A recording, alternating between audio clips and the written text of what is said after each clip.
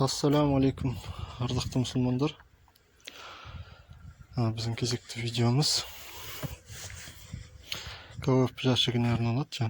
Кәуап жәшігін мангалда қалай құрастыру жүйесін көрсетуге әрекет етеміз. Біздің кезекте бұл төрттік лиспен істеліп жатыр. Қалыңдығы 4 мм болатын лист. Сол керекті размерлерді кесіп, сызып дайындап қойдық.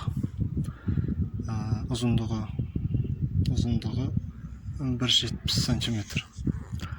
Қабырғалары 10,5 см. Яғни 115 мм болады. Сондай өлшеммен жасайын деп жатырмыз. Бұл арнайы сондай шашликпен айналысатын кәсіп болатын жігіттердің арнайы тапсырысы болатын. Дәл осы өздеріне керекті размерді шығарып берді. Егер кімде-кім мангалдың размерлері қандай болатын, ең керекті размер қандай болады деп ойлайтын болса, осы размерді қолданса болады. Яғни 40 см ені, ұзындығы 1,70 см, қабырғалары 10,5 см. 10 см плюс 5 мм тең. Мынау негізгі төменгі бөлігі, және мынау байқап қабырғалары арғы төбеде екі шетінің қабырғасы қойылған. Осыны енді кесіп, негізі ойлай өтіп, қабырғаларына із салып, қайырып, сөйтіп құрастыруға жатыр. Ол оңай болмайды сияқты, себебі лисіміз біздің қалың. Ол жұмысы көп болайын деп тұр. Сондықтан да әр қабырғасын бөлек-бөлек кесіп аламыз. Сосын өзіне қырларына дәнекерлейміз. Осы жүйені біз оңтайлы тәсілдеп ойлап тұрмыз. Енді жаңа орындарын белгілеп кесіп, болгаркамен із салған орнымыз жаңа видеоға көрінбейді деп кішкене із салып дайындап отырмын. Қабырғаларын енді кесеміз. Қабырғаларын кесіп жатырмыз. Айтып кететін нәрсе, болгарканы мынандай қалың лист кескен кезде батырып тез-тез кесем деп асықпау керек. Ол қатты басып кестіңде жай өзінің салмағымен ұстап кескен бәрі бір уақытта алады. Ол тәжірибеде істеліп жүр. Болгарканы ешқашан темір кескен кезде қатты батырып тез кесем деп ешқашан әрекет етпеу керек. Ол біріншіден болгаркаға нагрузка болады, екіншіден тасты сындырып жібереді.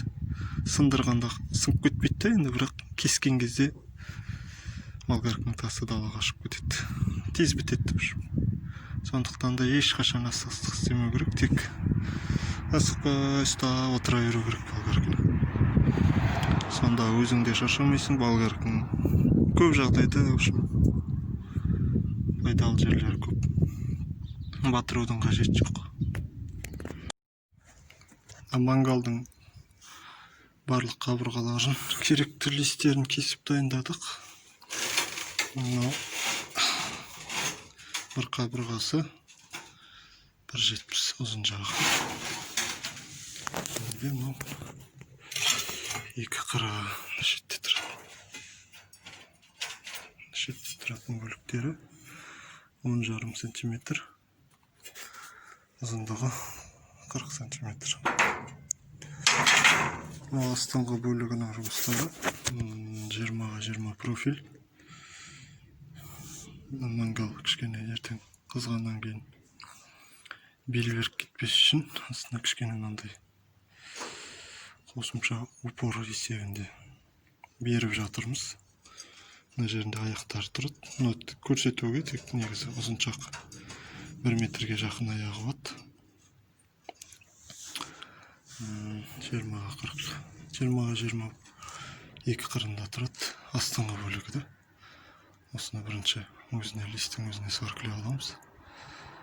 Сосын кері айналдырып, қабырғаларын дәнекерлейміз. Мангалдан қабырғаларын приходқа ұстаттық. Так, бұл қалай істелді. Екі қабырғасын сірә қырларына келіп қойып алдық. Мына қабырғасы сол қабырғаның ішіне кіріп тұр. Яғни мына қабырға шетін ішіне келеді, былай ішіне келеді. Сондықтан өзінің негізгі размерінен 8 мм кесіп алып тастадық. Мына ішіне кіріп тұру үшін мына 4, ар жағы 4, 8 мм.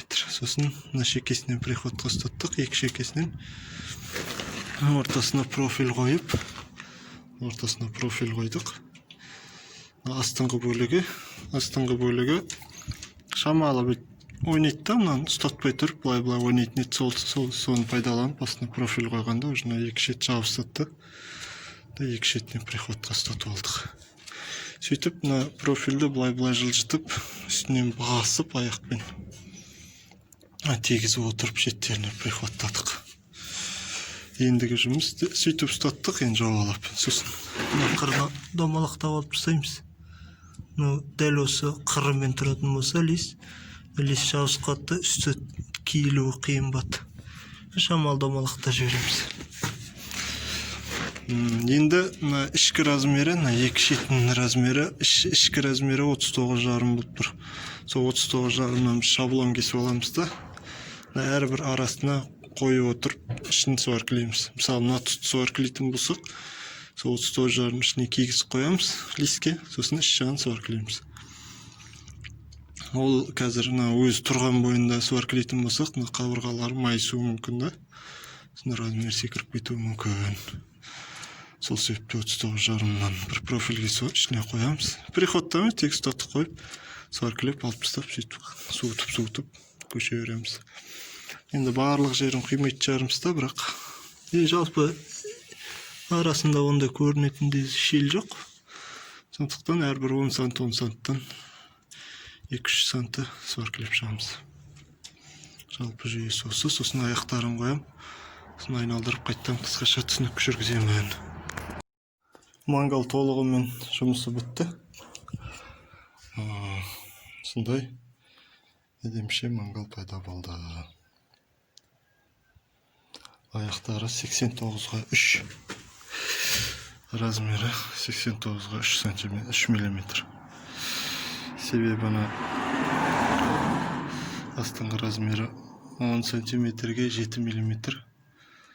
Үстіңгі деңгейінен аяғына дейін 1 метр болсын деген. Арасына 15-тік профиль жібердік, екі аяқты ұстап тұрушы.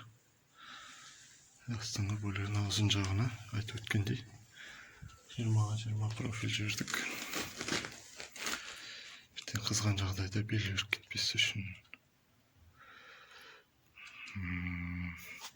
Так, шекесінен аяғына дейін 1 метр. Ұзындығы 1,70, ені 40 см, және биіктігі 10 см. 10 см 5 мм. 10,5 см. Қазір үстіңгі бөлігін көрсетемін. Осынша ұзыншақ мангал. Листтің қалыңдығы 4 мм. Өте қалың лист. Салмағы да қатты ауыр емес сияқты, 2 адам оңай көтереді.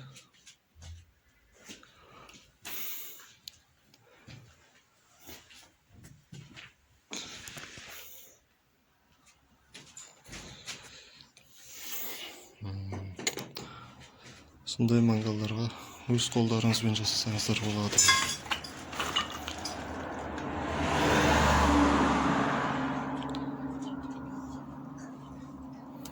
Егер видеоның